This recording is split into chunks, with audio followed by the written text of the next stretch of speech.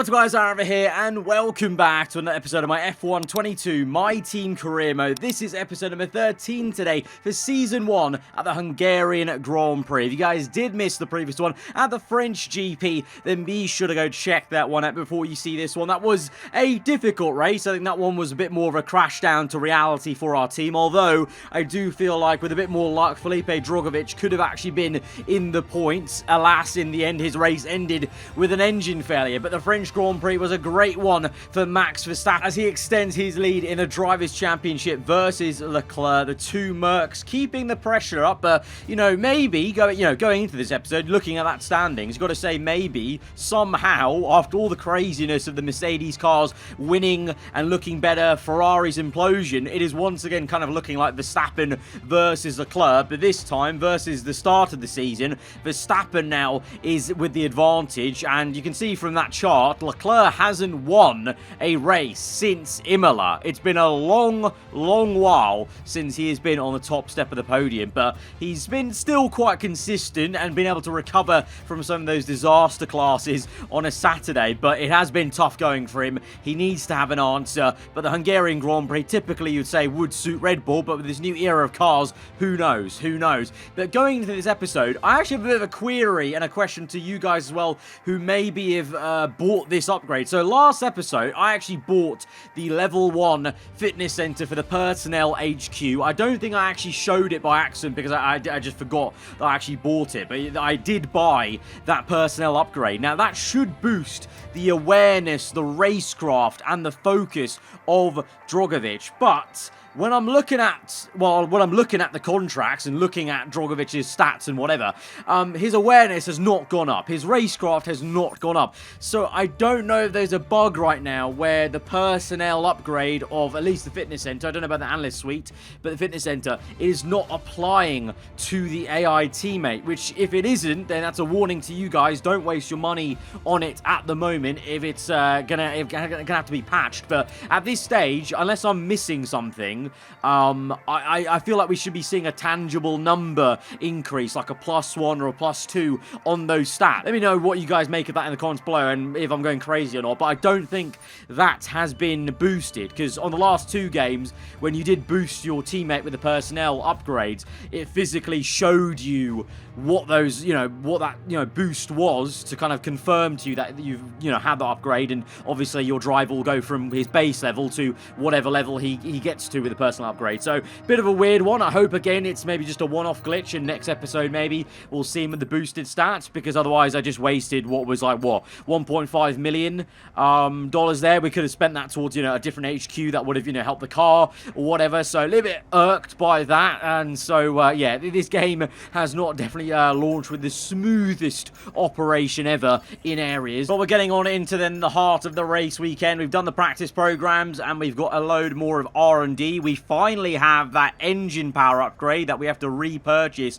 I think it was now 2 episodes ago. That's finally come in. So 1 upgrade today that will hopefully boost our performance around Hungary, because Hungary, like Monaco, bit of compromising. You go quite high on the wings to get the downforce, but unlike Monaco, there's enough of a straight at Hungary where you do still need some good acceleration and engine power and straight line speed, so it's a bigger compromise. So that engine upgrade hopefully will help us out today versus, already we know very well documented the overpowered AI straight line speed, but I'm hoping the rest of the Hungary lap, where it's mostly corners that are high downforce, that our car will go well around there, just like it did in Miami Sector 1, for example. But we go ahead and purchase another minor engine power upgrade there, so didn't quite have enough for anything bigger, really. But at this stage of the season, then you can see, thankfully, McLaren now plateau from last episode to this, so they're not going to continue their mad climb. So maybe that gives us a little bit of a half chance to still be able to hold down P7 in the constructors. But we got lucky last episode with Norris having an issue in the race. This time around, if all goes fine, this could be the episode where McLaren for the first time overtake us for P7 in the constructors, and we're going to have to rapidly, like them, try and upgrade later on into the season to get late points to secure that P7, because it may have looked like a foregone conclusion earlier on, maybe 5 episodes ago, but now, very much so, I'm telling you, it's gonna be such a grind and a real challenge to maintain that P7, which is important, of course, because that will give us money at the end with the prize money. and just shows the progress we're making as a team, of course. So it's important to use that as a yardstick. So we're into qualifying then. Our first run, okay, the car actually surprisingly felt really stable in the rear end. On the last couple of F1 games, Hungary's always been such an oversteery circuit. The tyres have always been a nightmare because the internal carcass temperature heats up so much in the race. But in the qualifying laps at least, I don't know about the race, might be different, but you know, new tyre model this year, the new cars, the rear end felt really actually quite stable. But at the same time, the lap time just wasn't there for me in that first run. Hopefully it can be in the second one, as we're all going out now for our final flying lap in this first session of qualifying. I never say I'm a bad teammate here on this game, because so far we've given Drogovic some space there to go on his flyer before we go on ours, and I'm going to let Leclerc through because I don't fancy having a faster car right behind me. So trying to give ourselves the best opportunity to try and find the time out there with no traffic ahead of us to kind of, you know, distract us or whatever into the final few corners. Then we're about 5/10 up, but we're losing a bit in the second last corner and the last, gain a tiny bit back, but ultimately just under half a second gain. But that won't be enough to get us out of Q1. Drogovic, for the second time running, up there in the region of, you know, P10 to P12 in quali here. So we won't see how he physically does, you know, in person. But hopefully he can go out and do a good job in Q2 in the simulation times. But for me, that is where quali ends. Verstappen, though, at the bottom there, did not set a time. I think he had a car issue or whatever, just like his teammate Perez did in Baku, where he retired midway through the quali. We're seeing that more often on this year's game, that the AI are having issues in quali. They can have failures in quali rather than just the race. So Verstappen, the championship leader, on the back foot at the back of the grid for Sunday's race. Let's go to the grid. Let's see how Drogovic did and go into the race. It's race day in Budapest as we get ready for another round of Formula One action. We don't expect too many retirements of this circuit. There are plenty of current and former drivers with flawless finish rates here, in particular Ralf Schumacher, who made it across the line in all 10 of his Hungarian Grand Prix starts. Located 12 miles northeast of the Hungarian capital Budapest, the 14 corners of the Hungaroring are steeped in history and prestige. Overtaking has always been difficult on this technical 2.7-mile track, but the last few years in particular have turned up some exceptional races. So let's hope we're in for another one here today. Before we begin, let's take a quick look at the grid lineup for today's race. An immense lap from Lewis Hamilton yesterday puts him on pole position, with Charles Leclerc alongside.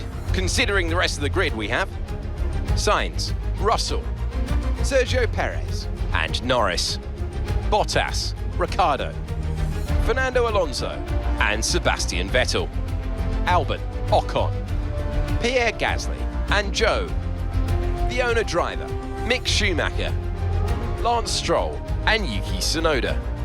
Drogovic, they'll be starting further back after an earlier grid penalty. Magnussen, Verstappen and Nicholas Latifi. It's almost time for those 5 red lights to go out then. Let's see who can prevail today.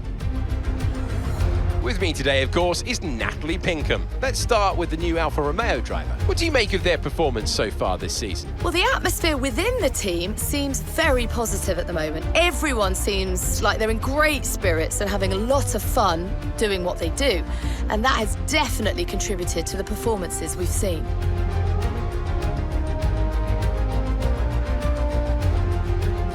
What could have been once again for Felipe Drogovic? This guy can't catch a break, man. He qualified, I think if I'm reading it correctly, would have been theoretically P9, but he's got a 10-place penalty for engine components because he did retire at the end of last episode, so fair enough, makes sense.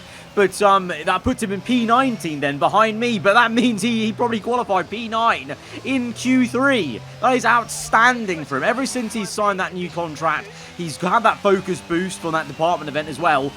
He's been a bit of a different man on the Saturday. I mean, you know, he obviously, you know, he was always pretty competitive on the Saturday and very close to me. We've been quite close teammates on the qualifying. But then the races, he's not been there. He's had a bit of bad luck. But now he's doing amazingly on the Saturday.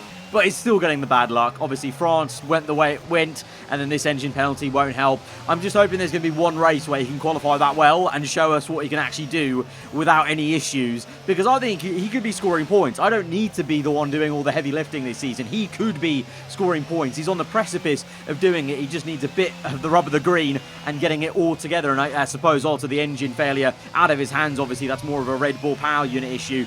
But for us then, obviously, annoying we didn't get through into Q2. Clearly a bit of time to still find on Drogovic over one lap. The strategy, Hungary is one of those races where, again, the new tyre rules kind of ruined every aspect of the strategy play around here. It's now just going to be a one-stop for everyone from mediums to hards, rather than a couple of people trying a two-stop, the others trying a one-stop, and having that kind of nice dynamic.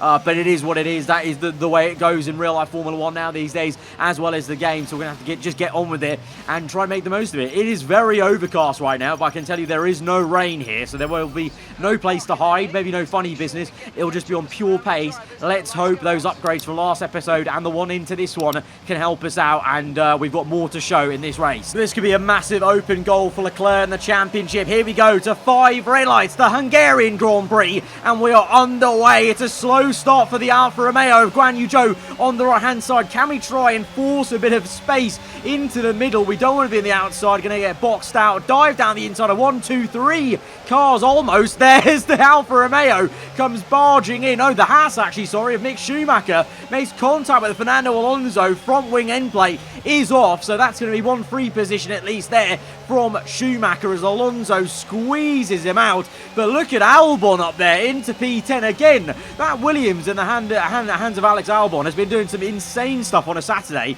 and he's been unlucky so far not to convert that into some points so far this season, very much like Felipe Drogovic. So let's look at a replay then of that start. Hamilton on pole position then it was, didn't even notice that. Leclerc on the front row alongside him, but look at the horrendous getaway Leclerc got. I said in the commentary just before, an open goal for Leclerc to score big points on Verstappen, but he's bottled it into turn 1. It is a 1-2 for the Silver Arrows. Hamilton leads from Russell to Carlos Sainz is the lead Ferrari. Leclerc down to P4. That's a nightmare for him. I mean, you know, Verstappen's going to have a very tough time getting any points from the back of the grid around a circuit like this. But still, Leclerc, that's, you know, a decent amount of points he's losing out on if he finishes P4 rather than P2. But still a long way to go. And unlike Verstappen, he's right there with the guys at the sharp end to try and make some moves maybe. But wow, the Silver Arrows really are improving. They have improved and they're here now. I mean, they've already done the improving. They're here now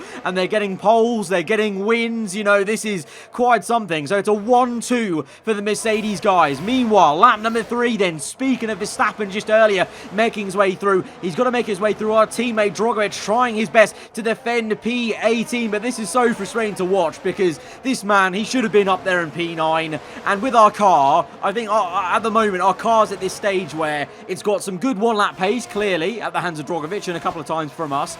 And then when it gets into a position, we can obviously, both of us, myself and him, can defend. But attacking cars, especially if you double up with the AI OP slipstream thing going on so far, it's hard to go forwards after the initial lap 1 or 2. So Drogovic there, he's going to have a long time. I just don't think he's going to recover really from that grid penalty, unfortunately, as Verstappen looks to do the opposite and tries to recover as much as he can. But lap 5, he's only fighting Tsunoda here for P17, so it's very slow progress for the championship leader as he sends one down the inside, and a bit of contact made with Yuki, more contact made with Drogovic, and 2 end plates are off, and that is damage for both Verstappen and Drogovic. That is so silly from Verstappen, silly from Drogovic as well to send his nose in there, 3 wide, and well, I'm sure Christian Horner won't be happy on the pit wall there because Verstappen's pretty much got that damage from, you know, tripping over himself and Drogovic, but whilst he's fighting Tsunoda really probably shouldn't be fighting that hard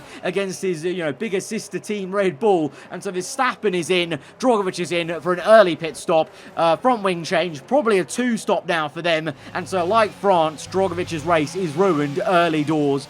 Again, just what could have been for the Brazilian. What could have been? Meanwhile, back to our POV, lap 6, and we've been stuck in this DRS train from Albon, Alonso, myself, even Gasly included behind me. So, you know, Gasly keeping me honest, but I'm keeping Alonso honest, and Alonso, surprisingly, has not threatened Albon in the Williams at all. Meanwhile, at the sharp end, it is still a 1-2 for Mercedes, but Sainz is pressurising Russell. Leclerc just about keeping up there, and Perez as well. Bit of a gap then to Norris. Vettel doing amazingly in the Aston Martin to be in P7, like in Canada, in a good position. Bottas from Ricciardo in P9, but Ricciardo's made a mistake!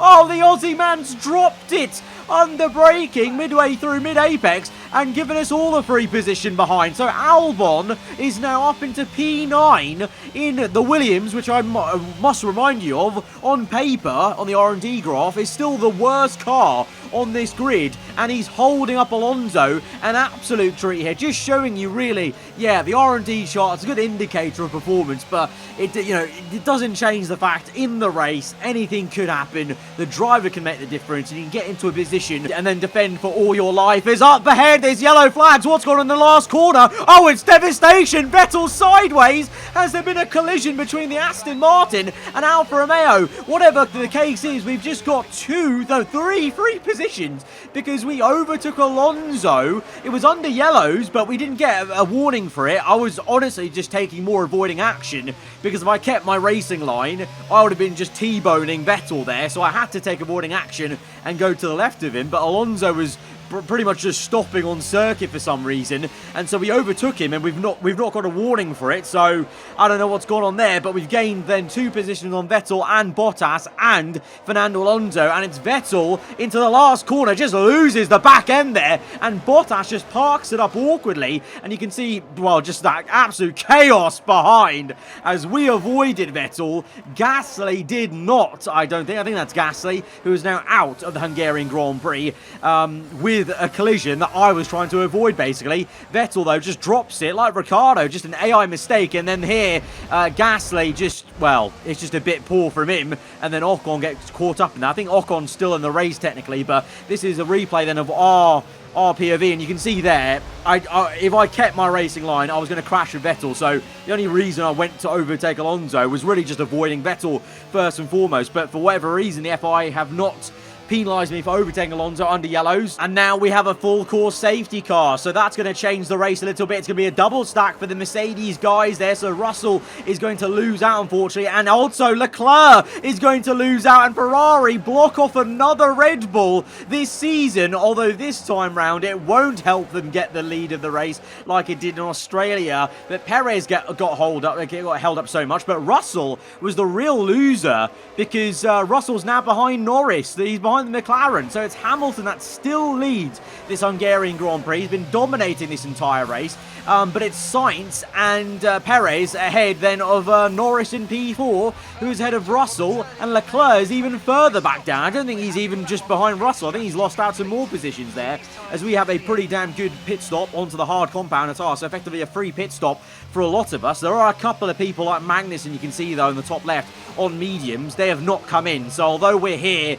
P14 on the road, we will climb back up to around P8 or 7 it was. If we can get Albon, maybe this could be the P7 if we can overtake Albon on this restart. The Williams has been so good at holding up myself and Alonso so far, but we need to try and take this opportunity on the restart. Will Albon leave the door open on the inside? It's going to be very close to the wall, literally scraping it, giving me hallmarks of Barrichello versus Schumacher back in the day. That did involve Williams, remember, in 2010, was it? As we just skate through into P13, but Albon really gave us a good old squeeze. And there's Verstappen as well. Verstappen's joined the party, P15 behind the Williams car. So maybe Verstappen has half a chance of recovering some points now in this race, because I think there are 4 or 5 cars ahead of us, even more than that have to make a pit stop off the medium tyre. So we are up into P7. Verstappen now is in the points in P9, so he's already made a better recovery than I thought he would do in this race. So that is really not worked in Leclerc's favour. Leclerc he's in P6 now due to those guys making those pit stops, but still, from the start of the race, being on the front row, Verstappen at the back of the grid, to now be P6 and your rival is only 3 positions back, that is just not making the most of it, is it? Hamilton is still in P1, already 1.3 ahead of Sainz then, so he is loving this circuit in his Silver Arrow, as Verstappen is fighting Alonso, and Alonso's just overtaken him. Alonso's done Verstappen, and Verstappen's slow. Ocon now is attacking his good old pal Esteban Ocon round the outside. Verstappen is slow. Has he got damage? Is it a calamity for Red Bull and the Dutchman? Yes, it is. He is in. I don't know what for, because I can't actually see any end plate damage, but is it maybe simulation damage of the front wing or something else? I don't know, but that recovery now for Verstappen has been ruined, and so Leclerc can breathe a sigh of relief and maybe gain once again more significant points in this championship. Meanwhile, back to our POV, lap 21, and we've got an issue. I can confirm it's an issue with our engine, I'm afraid. So if you look on the bottom right, for the 3rd time this season, I think, our engine's picked up a bit of a fuel flow issue, whatever the case. We're now stuck in lean mixture on the fuel. Albon sends it down the inside. The tyre from Vettel, or Gasly, is still there in the last corner, just glitched on the apex, as we have now been overtaken by the Williams with DRS as well. So DRS plus the fact we're in lean mixture not helping out, and Albon gets back up the position into P7 in the Williams. I've just got to point out in the Williams again, because he's just doing an insane job this race. He's had a few good qualifyings, like I said, but like Drogovic, hasn't converted those into tangible points. But today, this could be Albon and Williams' day to score their first points of the season. But I'm trying to spoil the party and at least take P7 back. He can have P8 if he wants, but I want the P7. We've got standard fuel mixture back on the car, so we've got a bit more power now. And with DRS aided, can we send it to the inside? It's going to be very close, but on the exit, we're going to squeeze Albon right to the edge of the circuit. He's going to back out of it, and we regain P7, but he's in the mirrors. Alonso there too. We just take a middle ground racing line to defend, and I think Alonso's got Albon there. Bit of a shame for him, but I'm sure he might have an opportunity later on in that race with how punchy he's been. Back at the sharp end, Russell looking to spoil Lando and McLaren's party. He's been in P4 since the first round of pit stops and the safety car period, but Russell looking to recover from that unfortunate double stack in under the safety car. He is up into P4. The McLaren, though, will come back at him. No! Oh my god, the two Brits side by side down the hill, but Russell ultimately has the overwhelming pace as he is into P4. I think it's a bit too late, though, to go chasing after the podium, but P4 will still be a solid effort from the unfortunate double stack, and now it is all down to Leclerc to maybe get that P5 then and push Lando down to P6. This will help us, remember, because we are fighting McLaren in the Constructors' Championship, so I'm actually rooting Leclerc on to overtake Lando here, just for our sake, but also for his own sake. He needs to overtake him just to get some more points, but the McLaren is actually putting up a real damn decent fight versus Leclerc, and Norris maintains the position. What is going on with Leclerc? Sainz is up there in P2. You know, he's not near Hamilton, but, you know, he's still there in P2. He had a good job, good start. Leclerc just lost confidence, it would seem, there. I mean, how is he not overtaking a McLaren in that Ferrari? Meanwhile, like I said, Albon's been very aggressive this race, and he's actually just had some great race pace, to be honest, and he overtakes Fernando Alonso to get back into P8 in that Williams. That is absolutely awesome. This might be one of his best races of his entire career, and this is going to be some well-earned points for Williams for the very first time this season. You know, we're there 1.4 seconds ahead, just keeping ourselves calm in P7, looking to bring this home as we now go back to the action with Ferrari versus McLaren. This now on the second last lap of the Grand Prix. Leclerc on the inside this time, and this should surely be hit now. He's in a Ferrari, for goodness sake. He does get it. He will get up into P5, but wow, that took a lot longer than it should have. And I just wonder, all those disasters for Ferrari, left, right and centre, you know, is Leclerc's focus too low? Is he just not got the awareness or the racecraft now to see this through and keep fighting Verstappen? Because, you know, he should be where Sainz is right now. But meanwhile, this man, Lewis Hamilton, comes across the line, I can't quite believe it, to win his third Grand Prix of this season. He won in Canada, he won in Austria, and he wins at one of his favourite circuits at the Hungaroring to make it 4 wins for the Silver Arrows this season. They are fully back. They are back in this season. And so already this has become an alternative F1 universe that we are creating in this game, because in our universe, Mercedes is back. They're winning races. They've won more races than Red Bull, I think, or maybe the same amount as Red Bull. And it is a 3-way fight between Merc, Ferrari and Red Bull these days for these podiums. Wow, what a fight that was at the front. What a win by Hamilton. For us, what a race. P7. At one point I thought, oh, we're going to get stuck behind Alonso and Albon all race. But all those mistakes for other people made the race a bit more lively, and we get that lucky number P7 once again. There'll be smiles at the factory after that one. A great race and a real team performance to take victory here in Hungary.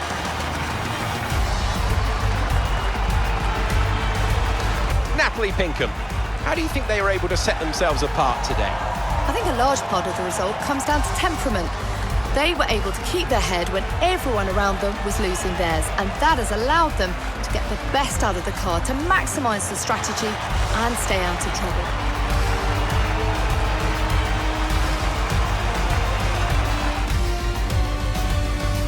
After an excellent performance at the Grand Prix, I'm sure there'll be plenty of celebrations tonight amongst the Mercedes team, and they certainly deserve it. With another win this season, I think Mercedes are legitimately now going to be very close to Ferrari in this championship, because Russell beat Leclerc on track, Hamilton beat Sainz, so overall it's going to be a net positive for the Silver Arrows in the Constructors. For the Drivers' Championship, because Hamilton had such a slow start to the season, getting underneath this car, getting used to it, and whilst he was still getting better, he's still going to be a bit ways off Verstappen and Leclerc's fight in the championship. But never say never. If they continue this kind of form, him and George could be in there maybe by the end, right at the end of the season. But right now we're just relishing the fact that we've got 3 different teams on every step of the podium. That's just awesome to see. And it's great to see Merc back in the fight and having 3 big names fighting for those positions. But yeah, Leclerc gets 10 points over Verstappen, so in the end not too bad. But what could have been? That could have easily been 18 points over Verstappen, or even 25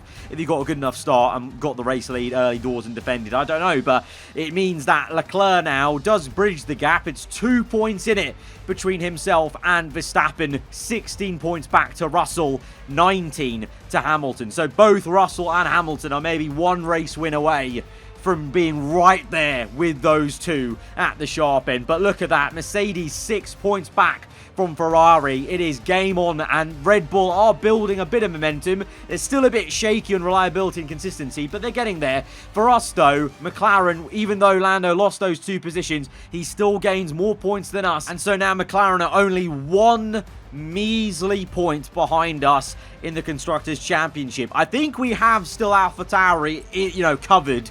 I thought for a second they could also be pressurising us, but they've been quite, nowhere in the last 2 episodes. But McLaren, with the upgrades they've made, they're so much quicker than us, and they've got more potential to score more points every single race. So we need to rapidly upgrade this car, and we need to just kind of hope and pray that they keep having these kind of weekends where at least one driver is tripping over themselves and not having a smooth weekend. It was Lando last episode, it's Ricciardo this one, but 1 point behind. I think next episode we might lose the P7, and it's then up to us to come back and retake it later in the season. But what a race that has been around the Hungaroring. Guys, if you have enjoyed it, hit the like button, let me know what you thought in the comments below. If you're new around here, then do get subscribed for weekly Formula 1 content. I'll see you guys next time. Goodbye.